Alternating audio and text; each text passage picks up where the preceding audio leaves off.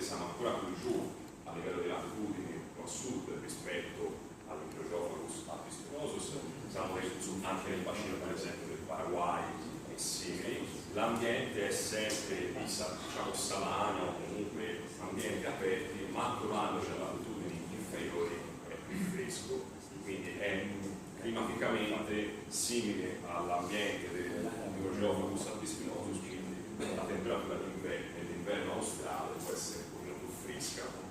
È più vegetariano rispetto agli altri due, quindi questo può mangiare anche gli spinaci quanti, cioè sono anche di definito vegetale, e diciamo a livello di valori chimici è a livello intermedio fra Imbryozophilus caminensis e Imbryozophilus albispinosus. L'unica pecca di questo pesce dell'anticipo è che quel becco ce l'ha solo quando si riproduce, poi per il resto dell'anno spesso e volentieri è il classico pesce un po' grigino, marroncino, e non ha tutti molti acidi, quindi la vita così, nel senso. Nel 2021 ho provato ad allevare, ma qui ci vedete degli scali che erano in stallo, quindi non sono gli ospiti fissi, erano qui in attimo in stand by, poi sono stati tolti, però ne hanno messi 9 giovani di età cara con i nematobricon palmei palmi, che erano pesci di compagnia. Mentre gli scali mangiavano gli spinaci, le cara crescevano e interagivano fra loro. Per simulare un po' questi valori quasi acidi avevo utilizzato come riempimento solo l'acqua di osmosi, in modo tale da stimolare un po' la riproduzione e anche stimolare un po' le condizioni chimico-fisiche originali.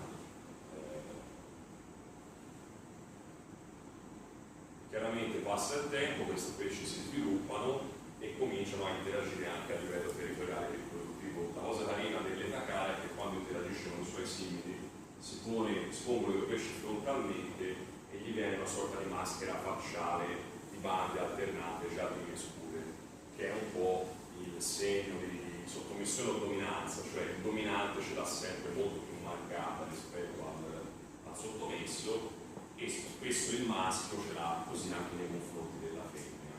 Ora voi vedete quello in basso che sta cliccando sulla sala è un sottomesso, ora arriverà il dominante e se ne accorge, quello che arriva, torna un po' poco e quindi cominciano a interagire, tra breve si pongono frontalmente e stanno studiando la relativa maschera facciale per capire il sesso, la disponibilità a riprodursi, il ruolo nella gerarchia del gruppo.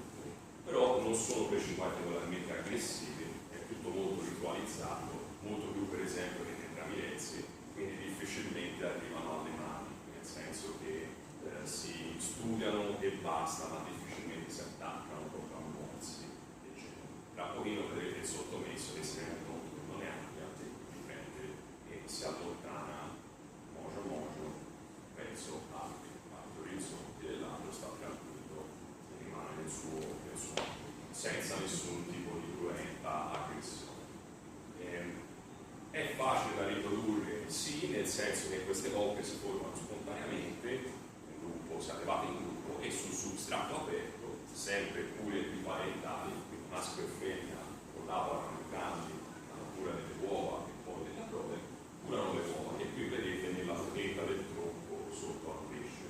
I sessi sono praticamente indistinguibili, solo l'avvicino, il maschio, può avere le spine leggermente più sviluppate, ma sostanzialmente come nella migliore tradizione delle specie a cure riparentali, maschio e femmina sono più o meno uguali, non cambiano. Lì ci sono le uova e i pesci stanno lì sopra a pattugliare, ed è qui in questo momento che sviluppano quel bel colore. Ora qui si vede male perché l'acqua è ambrata, però la pancia diventa, scusate, il rosso minaccia, ed è proprio il segnale del pesce nella stagione riproduttiva, che è un segnale sia per i razzi di età cara che un segnale di territorialità nei confronti di eventuali aggressori del nido. E la banda frontale rimane permanentemente accesa, cioè mentre normalmente schiarisce, ma invece è tranquillo, qui la maschera aggressiva è fissa perché appunto è il picco ormonale, il picco della e loro stanno lì a ore e ore a curarsi le loro uova, per scacciando i pesci di passaggio. È importante avere pesci di passaggio perché altrimenti c'è il rischio che poi si attaccano tra loro, talmente spinti dall'aggressività da pensare che il partner possa essere un pericolo. Qui vediamo un filmato purtroppo non è eccesso, i giovani d'età cara con i genitori, già nella fase del moto libero, dalla muretta dove erano a sinistra nel legno, sono entrati nel moto libero e sempre attentamente sorvegliati dai loro genitori.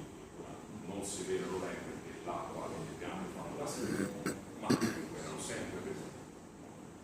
Qui sono già nella fase un po' più avanzata, dove i ematoprimo per esempio non li ignorano perché ormai non sono neanche predabili, quindi formano questi gruppetti lassi e si amministrano. Chiaramente in questa fase i genitori sono sempre attivi, quindi se hai visto uno scuro arrivare è il genitore è andato, ecco che arriva, chiaramente tiene sempre sotto controllo la situazione, sebbene in maniera meno marcata rispetto a prima, perché ormai i suoi figli sono abbastanza autosufficienti.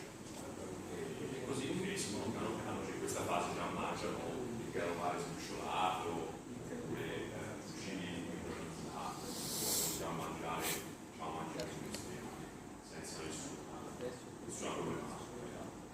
Ma mi vado prima dello stesso reale? No, però mi faceva a me. Non è dello stesso reale, ma faceva a me. E questo è un po' l'evoluzione sull'età, cioè anche questo è facilissimo, non costa nemmeno tanto se comprato giovane, chiaramente da giovane marrone, quindi non è colorato, e non è molto esigente in termini di temperatura. Io non ho mai notato criticità a livello dei matti, sono non muore mai praticamente, ed è molto interessante per le osservazioni etologiche perché ha questa gregarietà anche da adulto e ci fa studiare tutti questi comportamenti di dominanza, di sottomissione, quindi è un pesce molto carino, come molti altri del genere in Takara. Concludo, così finisco preciso alle 11:30, sul Dicrossus filamentosus,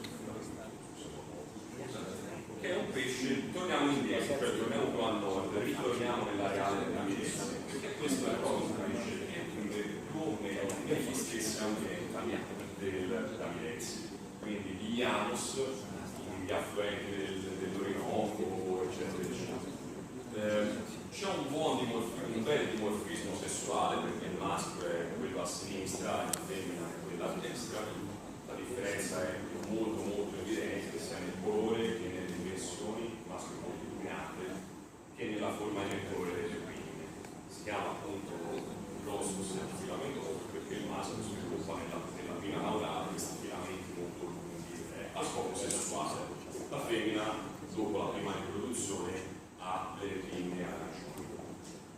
Come si vede è una specie ancora più specializzata dei ramirezzi alla vita nelle acque acide e povere in minerali, perché in natura addirittura si trova dove c'è pH3, acqua super mega povera di minerali e temperature molto calde.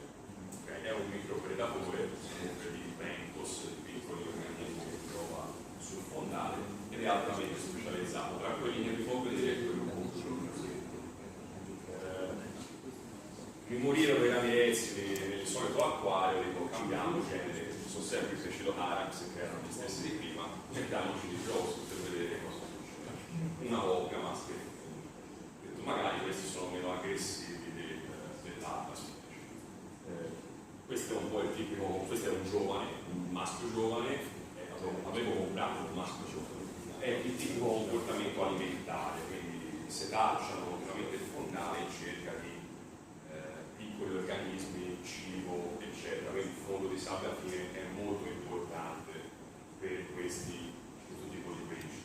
E quindi è la vita di un Dicrossus giovane come questa. Si vede anche molto bene come dall'alto la livrea a scacchi sia mimetica, perché se voi immaginate un airone che guarda dall'alto, la sagoma del pesce si confonde con il fondale sabbioso, magari in natura anche un po' più sporco di questo, e il pesce è bello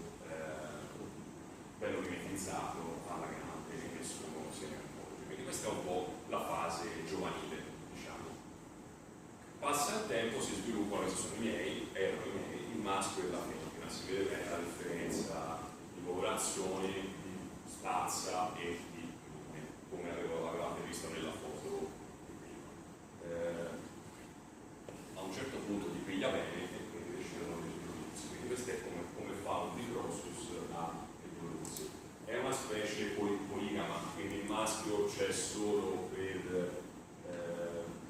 limitato tempo della riposizione, sta qui, sta a guardare la femmina che pulisce il pavimento, poi trova le uova e va via, non gliene frega più nulla. Le cure parentali sono esclusivamente a carico delle femmine, quindi questo è un po', si vede molto bene anche dalla differenza d'Italia e di colori come in questo grammo, cioè il maschio che collabora molto poco.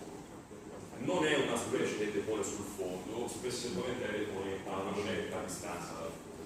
In natura sulle foglie degli alberi della foresta sommersa, in acquario magari sulle foglie degli Inodorus, degli Andurias, come gli scalari, a una certa distanza dal fondale, va avanti un po' così. Notate bene anche come la scacchera sparisce, quindi sostituita da una livrea completamente diversa, perché il maschio cambia completamente colore e la femmina idem è la livrea di acquietamento per evitare che non si riconoscano come partner e non come nemici.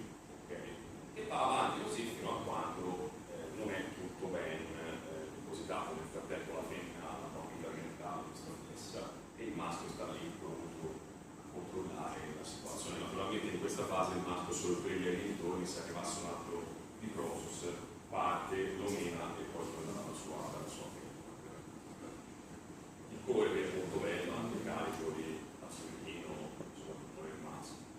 Poi le uova, chiaramente stesso discorso, la femmina le pone, questa volta me ne depose poche, però come si vede c'è sempre questa interazione continua tra maschio e femmina. Il maschio si mette in questa postura anche per invogliare la femmina a restare lì a dedurre le uova.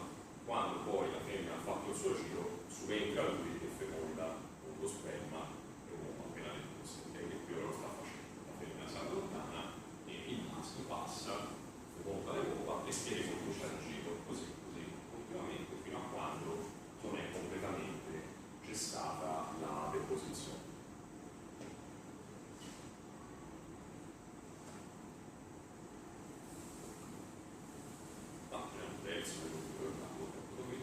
Ok, qui siamo a fine deposizione.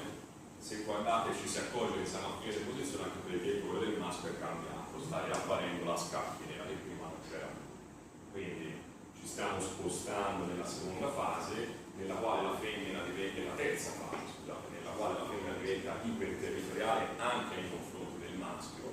La pinna arancione è un segnale di elevata aggressività, l'occhio della femmina sta diventando sempre più rosso, quindi letteralmente l'occhio iniettato di sangue, e a breve scaccerà tutti i pesci nei dintorni e farà tutto lei. Qui è la femmina purtroppo che si fa carico di tutto, il maschio magari va da un'altra femmina, un giro, e questo è un po' la deposizione. Mi fermo quindi ho altri filmati perché effettivamente io non sono mai riuscito a portare a termine la riproduzione, perché i pesci adulti sono abbastanza sensibili anche alle parassitose. In parte infatti sono ancora allevati in natura, prelevati in natura e quindi a volte arrivano un po' debilitati. Non è particolarmente aggressiva di fare la riproduzione, vive in harem, quindi dovremmo mettere un maschio e più femmine. Tra l'altro è molto carino perché con più femmine c'è proprio la gerarchia tra le femmine, un po' il legame di capo e i sottomessi, che chiaramente si riproduce prima il capo e poi i sottomessi.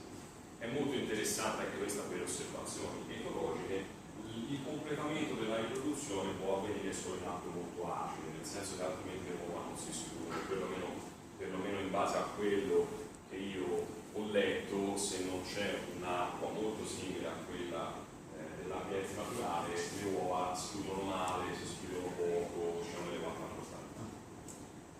Quindi tirando le somme, buttando un po' in goliardia, ok, il ramirez potrebbe essere Batman, cioè un pesce molto bello, molto affascinante con un lato oscuro, che è quello che se non lo allevi bene il maschio diventa un assassino di femmine oppure si ammalano e muoiono. Ma non è colpa del ramirez, è colpa dell'acquariofilo che non ha capito come tenere il ramirez. Il nostro artispioso può essere tranquillamente Hulk, nel senso che non muore mai, cioè o lo batti in terra o non muore, quindi questo veramente entry level per qualunque acquariofilo, nel senso alla fine se gli dai spazio va avanti da solo.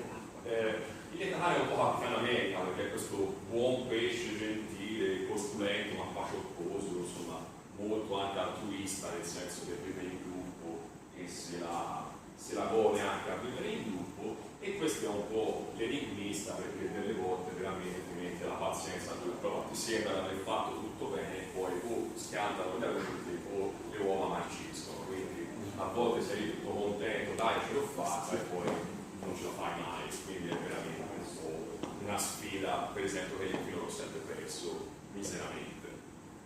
Stimoli per altri acquariofili, ora io i ciclidi non ce li ho più, però ci sono tantissimi altri ciclidi nani che io non ho avuto, ma che meriterebbero approfondimenti, e poi concludo puntualissimo alle luce 30. I microciclidi non candidi, alcuni particolari tipi di apistogramma, io ve ne ho messo uno che a me piace molto, ma esistono per esempio apistogramma incubatori orali, oppure monogami invece che poligami, cioè molto interessante anche il genere apistogramma. Ci rimetto il Diprossus perché ancora c'è un po' da approfondire sulle specie di Diprossus, sulle loro esigenze, sulla riproduzione.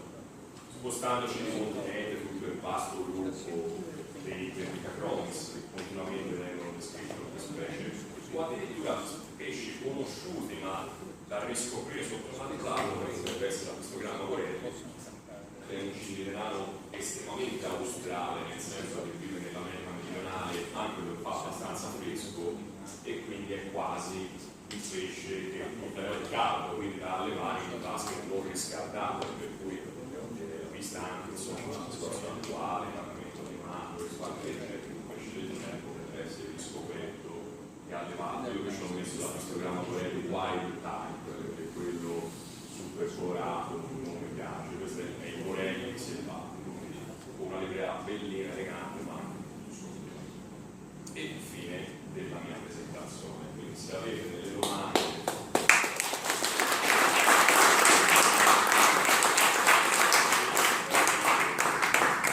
Se abbiamo domande volentieri, ma scusa, allora io in effetti gli Altispinosus li consiglio perché al Pest Festival arrivano sempre lì, le cose che ti chiedono sono ma scavano? Sì. E allora dico, i ciclidi di solito scavano, però prendi gli Altispinosus, ma tu dici che dimensioni consiglieresti allora per un gruppo di Altispinosus, per un gruppo di Ramirezzi? Per un gruppo di Ramirezzi poi 100 litri all'altro, nel senso 150. Quindi un 80 cm 100? Sì, per stare tranquilli, sì. Per l'Altispinosus in proporzione un po' di più, che comunque ok, sono facilifici e tutto, ma sono comunque ciclidi, c'è una gerarchia, se lo spazio poi non è sufficiente, quello più debole non ha via di scampo, per massacrato continuamente e poi rischiamo di morire. Quindi chiaramente secondo me l'Altispinosus non per la riproduzione basta, io l'avevo preso solo per studiare la riproduzione, ma proprio per allevarli stabilmente, secondo me quindi siamo già a 120. Perché il maschio adulto è un pesce grande, l'alfa è abbastanza grande, insomma, può arrivare anche a 10 cm, quindi insomma. Sempre vasche piantumate? Sì, tanto non le mangiano, nel senso piantate ma anche con spazi aperti. E senza invece piante? Va per lo stesso, cioè a questi cicli qui delle piante, a parte il Diprossus perché ci fa l'uova, non ne importa niente, è una nostra scelta. In natura non hanno piante acquatiche, al massimo ci sono i rami degli alberi che sono dentro l'acqua. Se ci interessa avere le piante va bene, è importante avere anche aree aperte perché è lì che mangiano e è spesso lì che depongono. Magari la pianta può essere una pianta alta che fa ombra e sotto non ci sono piante basse, vanno a fare le uova lì perché c'è l'ombra, dal loro punto di vista è come dire l'airone non mi vede mentre fa le uova perché la pianta sopra mi fa schifo. Quindi è utile la pianta come rassicurante comportamentale, però non è che se non ci sono piante stanno male, è un discorso etologico che di utilità grande. E scavare scavano, cioè un po' scavano per fare le buche per i ursi, quando si alimentano infilano la testa nella sabbia, si tacciano la sabbia e poi la sputano, quindi chiaramente in fondo lo perturbano continuamente. Sì, ma noi leggiamo su altri livelli. Puoi scavare nel senso di cratere, non lo fanno, No, a prescindere di quanta sabbia c'è. Posso scavare un centimetro. Sì. Posso fare una domanda? Sì.